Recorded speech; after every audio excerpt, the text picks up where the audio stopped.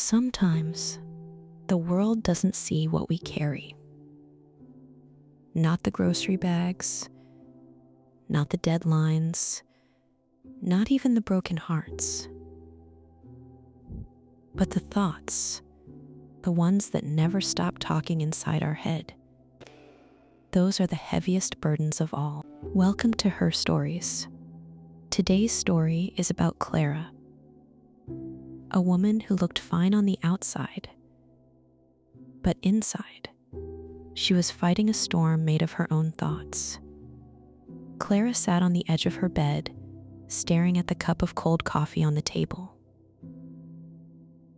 It had been there since morning, untouched, like most of her days lately. The apartment was quiet, too quiet. The kind of silence that doesn't calm you, but reminds you that you're alone. Outside, the city hummed with life. Cars, voices, laughter. Inside, Clara felt like she was fading into her own shadow. She had a job she didn't hate, friends she didn't call, and a mother who texted every night, "You okay, sweetheart?" And every night, she'd type back the same lie, "I'm fine, Mom," but she wasn't. She hadn't been fine for months. It started small, a tiny thought that whispered, "You're not doing enough." Then another followed, "You're falling behind." And soon, her mind became a crowded room where every thought screamed louder than the last. She'd lie awake at night, replaying conversations, overanalyzing every word she'd said, wondering if she'd done something wrong. It wasn't that anyone had hurt her.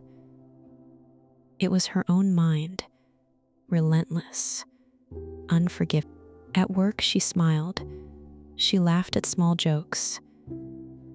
But in her head, she was fighting to keep herself together.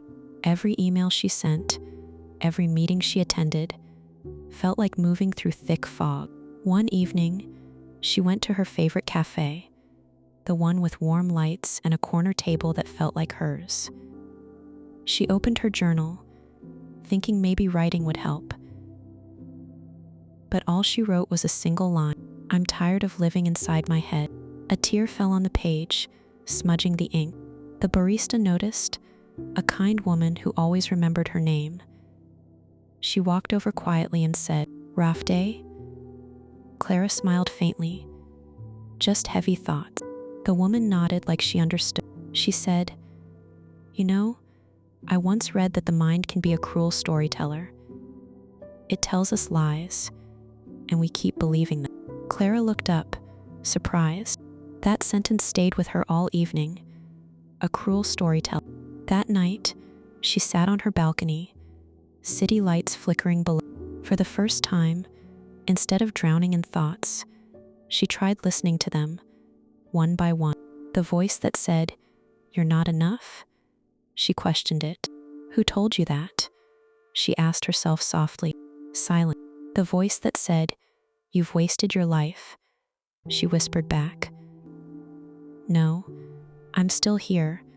I'm still trying." For the first time, her thoughts didn't win. She did. Over the next few days, she didn't magically feel better. But something had shifted. When she woke up, she opened her window to let the morning light in. When she made her coffee, she actually drank it. And when her mom texted, "You okay, sweetheart?" she replied, "I'm getting there." It wasn't a lie this time. Sometimes healing doesn't look like fireworks or grand breakthroughs. Sometimes it's just a woman sitting with her thoughts and realize they don't define her. They never did. The heaviest burdens we carry aren't the ones in our hand. They're the ones in our mind. The doubts, the guilt, the fears we never say out loud. But remember, you are not your thought. You are the quiet